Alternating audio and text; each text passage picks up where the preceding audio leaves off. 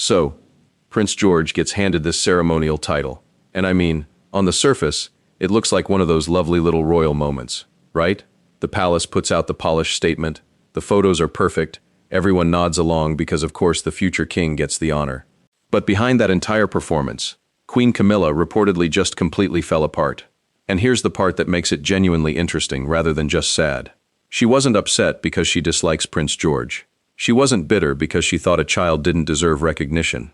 She was shattered because this specific title, this exact ceremonial honor, was the one she had spent years quietly believing could one day go to her own grandson, Freddie Parker Bowles. And the way she found out that it wasn't happening, she found out through the official press release, the announcement the public got. No private conversation with her husband, no quiet heads up from the palace machinery she'd spent years serving. She opened the announcement like everyone else and received the message loud and clear, "You can wear the crown, Camilla, but your family is still not one of us." And honestly, that's where this whole thing gets messy, because this was never just about a single title or one awkward snub. This was years of maneuvering, whispered hopes, unspoken promises, and two completely different ideas about who gets to belong inside this monarchy, all crashing into each other in one brutal afternoon. Before we go further, if you enjoy royal deep dives like this, hit subscribe to my channel. It helps more than you know and keeps you in the loop on every update. Let's rewind a bit, because you genuinely cannot understand why this hit Camilla so hard without understanding what she'd been building for years. Camilla didn't exactly walk into the royal family with a clean slate, far from it. She walked in as the woman blamed for tearing apart a marriage the whole world had been watching, and reporters didn't stop at calling her the other woman, either. They started calling her the homewrecker queen, a nickname designed to reduce her entire existence to one ugly scandal, and that name followed her for more than 10 years. Even after she went from mistress to wife, from the woman the public despised to the woman the palace finally agreed to tolerate, that name never completely died. By the time she became queen consort, her marriage to Charles was no longer up for debate. Nobody could challenge her right to stand beside him anymore. But becoming queen didn't suddenly kill her hunger for acceptance. If anything, it simply changed what she wanted accepted next. Not herself this time, her bloodline. Camilla has 2 children from her first marriage to Andrew Parker Bowles, Tom Parker Bowles, and Laura Lopes. Neither one carried a title. Neither one worked for the firm, and the palace had a very simple word for both of them: civilians. Sure, they were loved at Christmas and welcomed into family photographs, but when it came to actually counting as royal, absolutely not. And that was not something Camilla was willing to just swallow forever. To her, Tom Parker Bowles, Laura Lopes, and their children were her bloodline, her legacy, and she wasn't done fighting for them. So, she started building quietly, carefully. Nothing dramatic enough to draw fire, not yet. It started with invitations. Suddenly, her family began showing up at royal events they'd never been invited to before. Then came the photographs, carefully staged and carefully timed. Her grandson, Freddie Parker Bowles, started appearing more and more, sitting closer to the family, getting closer to that royal frame. And people inside Camilla's own circle weren't stupid. They saw exactly what she was doing. They believed she was grooming Freddie Parker Bowles into the acceptable face of her family. Someone charming enough, polished enough, royal-looking enough, to finally bridge that stubborn gap between her world and theirs. And honestly, she was clever about it too. She never once marched in and demanded a title outright. No, that would have been far too obvious. She let the photographs speak. She let Freddie Parker Bowles' presence do the talking for her again and again and again, until the message became almost impossible to miss. My family belongs here too, and they can serve this monarchy, not just stand beside it. At private dinners, she brought up Freddie Parker Bowles' achievements without fail. At charity events, she made sure his name somehow came up when the right people were standing nearby. She pushed for her grandchildren's photographs to land in palace newsletters and Christmas cards. Tiny wins on their own, maybe, but she kept stacking them one on top of another year after year. Then Charles took the throne, and Camilla saw her opening. Now, she pushed harder, still quietly of course. According to a retired palace aide, there was even serious talk behind closed doors about giving Freddie Parker Bowles a minor hereditary title. Nothing huge enough to have the public screaming. Maybe a barony, small enough to slip past without causing a storm, but big enough to do the one thing Camilla had apparently been working toward for years. It would finally force the Parker Bowles name into the official royal record for good. But here's where things turned absolutely brutal. One year, During the royal family's traditional Christmas walk to church, Camilla made her boldest move yet. She arranged for Freddie Parker Bowles to stand directly behind Prince George and the rest of the next generation, right where every camera would catch him standing shoulder to shoulder with the future of the monarchy. And really, that was all she needed. One photograph like that, printed everywhere, and the message would practically write itself. But a senior courtier spotted what was happening before a single shutter clicked. Freddie Parker Bowles was immediately pulled out of line and shoved all the way to the back next to household staff just seconds before the photographer started shooting. And the wildest part? Camilla watched every second of that humiliation from across the courtyard. Her own grandson had been positioned beside the future of the monarchy, then physically removed and pushed to the back, like someone had suddenly remembered he didn't belong there, and she couldn't do a thing. What was she supposed to do in the middle of a royal Christmas gathering? Cause a scene? Demand they put him back? So, she said nothing. She stood there and watched it happen in front of everyone. According to the aide who witnessed it, this was about belonging. Camilla knew exactly what people still called her behind closed doors. She knew that no matter how many decades she survived inside that family, some people would always see her as the outsider queen who somehow got through the palace gates. Pulling her own bloodline into the monarchy's future was her chance to finally rewrite that story. Once her family was inside too, nobody could treat her like some temporary outsider ever again. But that Christmas morning exposed something Camilla still wasn't ready to admit. The palace had already made its decision about her family. Nobody had bothered to sit her down and say it to her face yet. They didn't need to. Watching Freddie Parker Bowles get pulled out of that line said plenty. And Camilla was about to find out exactly how far the people around her own husband were willing to go to make sure her bloodline stayed out for good. And those people had a name: Prince William and Catherine. And to understand why these two held the line so hard, you have to understand their entire philosophy about where this monarchy was going next. To the public, Prince William and Catherine looked like the modern royal couple: warm, relatable, easy to like. But behind palace doors, people close to them said their real plan was far more calculated than anyone realized. From the moment Prince William stepped into a senior royal role, he followed one rule and never broke it: protect the bloodline. And honestly, this wasn't about pride or some royal arrogance. He wanted to kill the confusion before it even started. Who actually counted as royal and who didn't? An insider put it plainly. Prince William understood something basic. The monarchy only survives if the public sees the line as clean and direct. Blood matters, and if blood matters, then titles have to prove it. And that was exactly where the quiet war with Camilla began. Camilla wanted a blended family tree, one where her Parker Bowles grandchildren and her civilian children eventually got folded into the royal picture. Prince William and Catherine wanted the complete opposite. Only direct Windsor blood gets a title. Prince William, as the future king, wanted a leaner monarchy, fewer working royals, clearer roles, and absolutely zero honors handed out just because someone happened to marry into the family. So when Camilla started floating title ideas for her grandchildren, here's where it got almost embarrassing. Prince William didn't even argue with her. He went completely silent. And that silence wasn't hesitation. It wasn't caution. It was calculated, and he had very good reason for it. Years earlier, Camilla had already won a smaller victory. She managed to get Tom Parker Bowles and Laura Lopes greater prominence at a state event. And what did she do the second she got that win? She reportedly leaked the details to a friendly royal reporter within weeks, spinning the whole thing publicly as proof that the family was finally embracing her children. The palace was blindsided. They had to scramble out an emergency statement just to walk the whole thing back. Prince William never forgot that mess. To him, it proved exactly what would happen if he gave Camilla even one in on Freddie Parker Bowles. It wouldn't stay private, please. It would be splashed across the papers within a month, dressed up as progress, and then dragged back out as ammunition for her next demand. So, this time his answer wasn't even a firm no, it was total silence.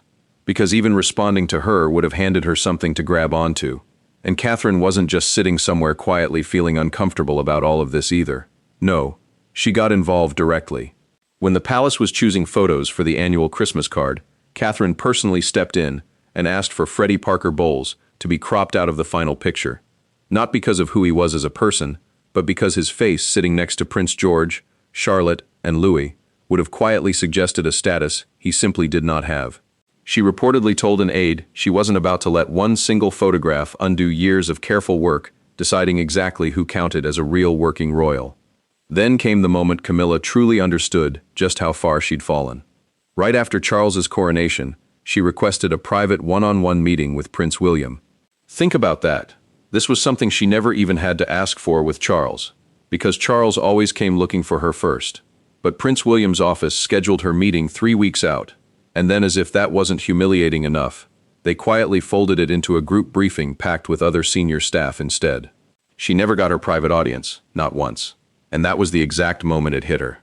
Whatever special access she used to have was already gone. So, for years, Camilla kept pushing, and for years, she kept getting resistance, until eventually, she wasn't even getting that anymore. She was getting nothing.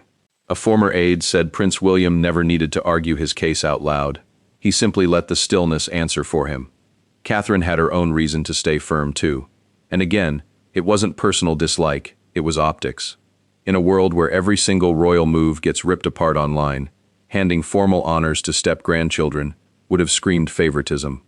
And favoritism is exactly the kind of public relations disaster the palace did not need. So, when Prince George was finally handed the ceremonial title reserved only for future kings, the very title Camilla had spent years hoping would somehow go to Freddie Parker Bowles instead, this wasn't just some announcement. Oh no, this was the answer. Loud, public, and impossible to twist. It told everyone exactly who the monarchy's future belonged to. The Windsors, not the Parker Bowles line. Staff said Prince William knew precisely how Camilla would react when she heard the news, and he made zero effort to soften that blow, none. He believed it was better to be brutally direct now than keep stringing her along with false hope for another year. A source close to the family said it best. Prince William wasn't cruel. He simply wasn't sentimental, especially when it came to protecting the crown. So, while the world outside celebrated Prince George stepping into his new role, Camilla sat inside the royal residence in tears. And this wasn't only about Prince George getting the title. That was the part that really hurt. It was about her own grandson being told, without anyone having to say a single word to his face, that he never stood a chance. Prince William had made his position painfully clear. Blood over blended family, legacy over sentiment, and the monarchy's future was never going to be shared. And right in the middle of this entire mess stood Charles, trapped between the woman he loved and the son who would one day take his place. Publicly, Charles gets painted as the calm one, the steady hand, the man holding everything together after years of royal chaos.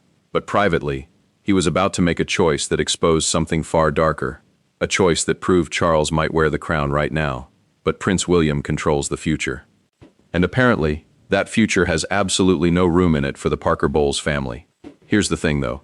For years, Camilla leaned on Charles to help push her family forward. She never stormed into a room demanding anything outright. No, she expressed her wishes quietly. Hopes really. Maybe a title for Freddie Parker Bowles one day. Some kind of formal recognition that her grandchildren actually belong close to this family. And Charles, ever the diplomat, always had the perfect little answer waiting. We'll find the right moment. He told her that more than once.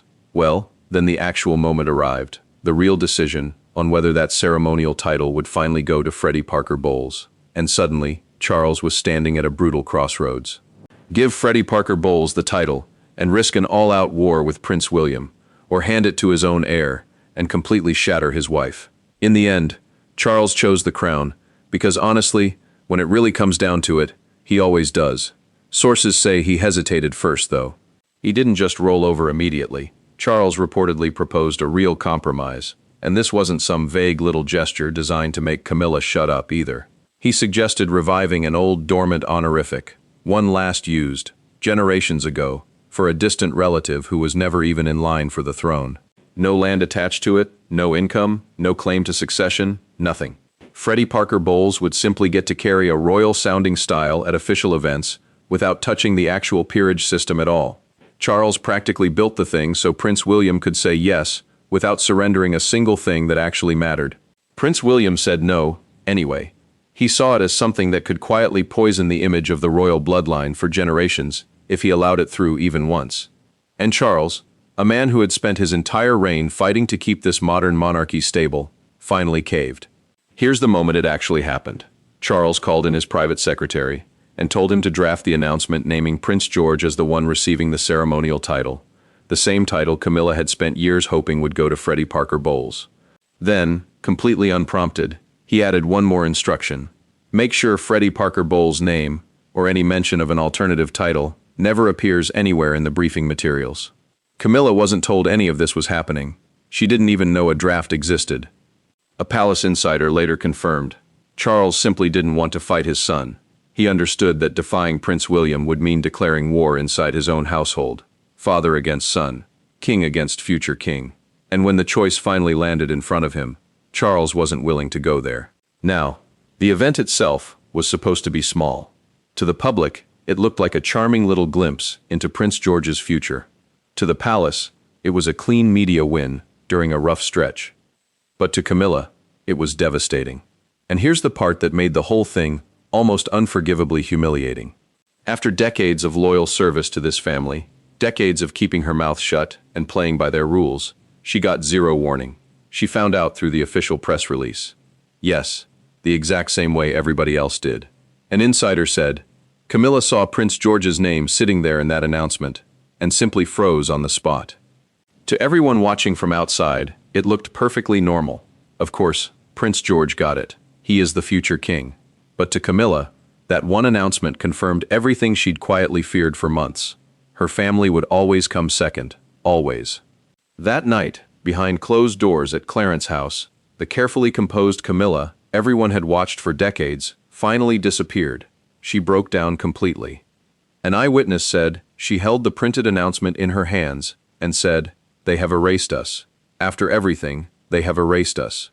And this wasn't just sadness anymore. This was outrage, betrayal, a grief so deep that apparently not even the crown she'd fought so hard to reach could cover it.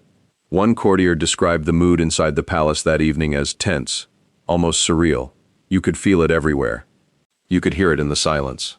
The courtier said, Charles reportedly tried to comfort her, and out came the soft, clearly rehearsed explanations about tradition, public expectation, royal strategy, all the usual palace language people reach for when they've already made the decision and now need you to accept it. But Camilla wasn't having any of it. Overcome, she looked at her husband and said it straight to his face, "You let them humiliate me." And that's when the whole thing became even uglier. Because suddenly, this wasn't a betrayal from Prince William anymore. Prince William had never promised her anything. This was a betrayal from her own husband. For a woman who had stood beside Charles, through decades of scrutiny, media attacks, and outright rejection from his own family, this felt like a knife coming from the one person who was supposed to protect her. She had survived all of that beside him, and when she finally needed him to stand beside her, this was what she got. She reportedly looked him dead in the eye and asked, "Did you even try?" Charles was reportedly sorry, but he wasn't apologetic, and there's a huge difference. He genuinely believed he'd made the right call for the institution, for the crown, for history itself. Wonderful for history, perhaps. Not so wonderful for the woman sitting in front of him, completely wrecked by it. Because whatever justification he had, the emotional damage was already done. In the days after the announcement, Camilla canceled several commitments, officially blaming health concerns, but staff noticed the change in her, almost immediately. Quiet, distant, ice cold. And here's one tiny detail that somehow says more than any screaming headline ever could. For years, Camilla had personally picked out Charles's tie every single morning. It was their thing, the small private ritual between the two of them. After the announcement, she stopped completely. She handed the job over to his valet instead. No explanation, no discussion. Charles reportedly asked her why just once. She didn't answer him. She simply let that silence sit between them. And unusually, Charles didn't push her on it, because deep down he knew exactly what he'd done. For the first time since they got married, Camilla no longer felt safe with the man who had once defied the entire world just to be with her. Sources close to the family believe this decision was going to leave a permanent scar, and not some political scar that the palace could smooth over with a clever statement either. Camilla had spent decades walking a tightrope, earning respect, staying silent, serving a family that once wanted absolutely nothing to do with her. She survived public hatred and years of media venom just to get where she was. But after all that sacrifice, all those years proving herself, she was now being forced to face something painfully ugly. Maybe all of that acceptance had only ever extended to her. For Camilla, the crown had always meant one thing. Proof that her past didn't define her anymore. Proof that she'd finally made it through. But now, with her own grandson passed over and her legacy quietly rejected, she was left sitting with one brutal question she probably never expected to be asking after finally becoming queen.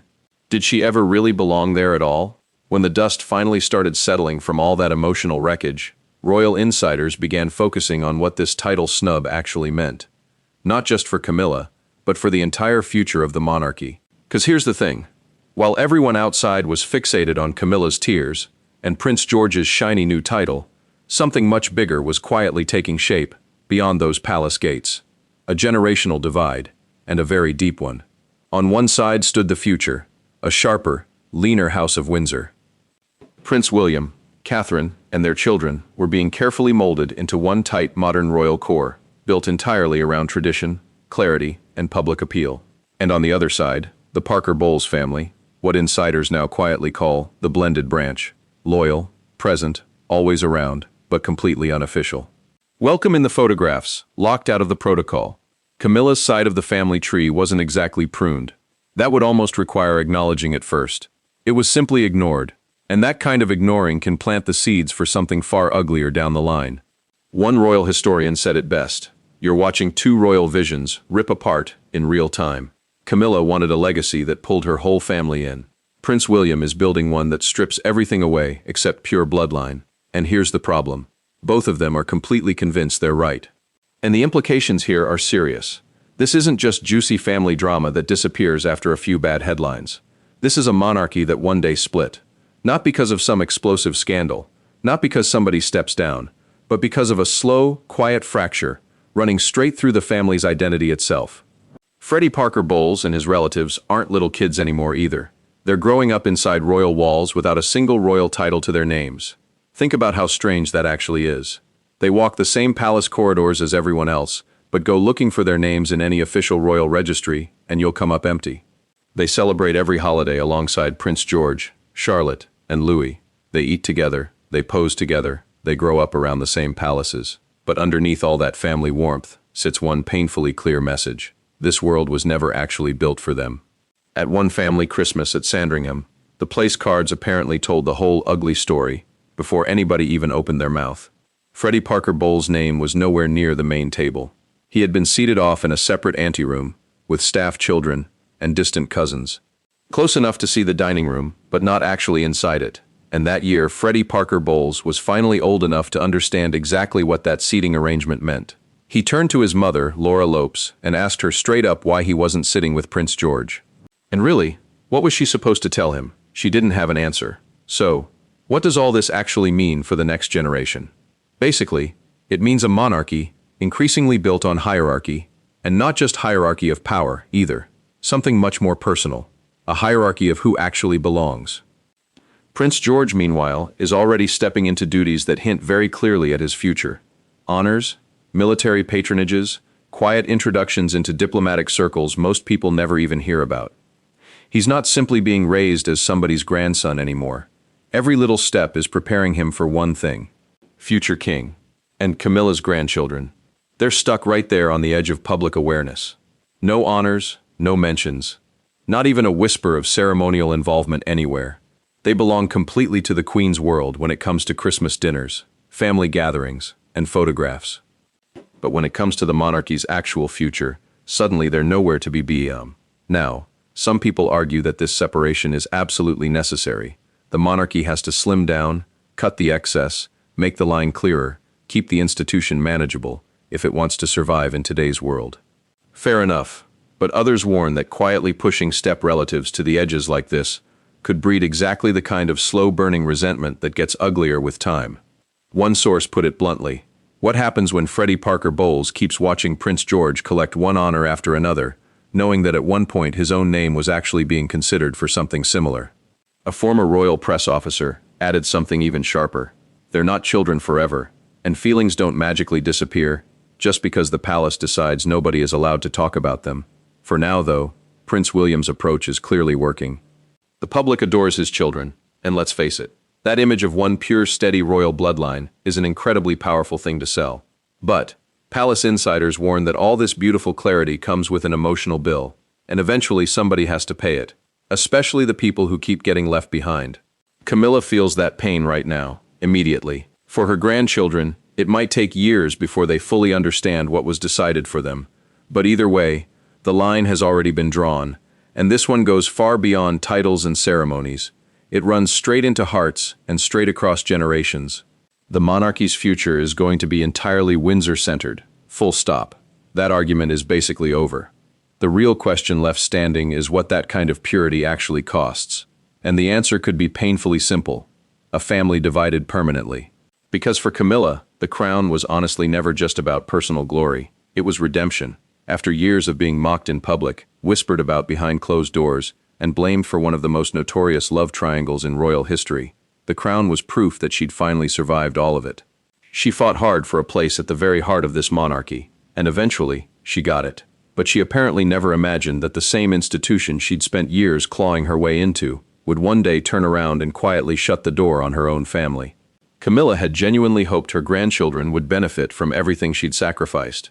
She believed that if she carried the crown with grace through decades of conflict, humiliation, and public hatred, maybe she could clear a little path for her own bloodline too. Not equality with the Windsors, never that.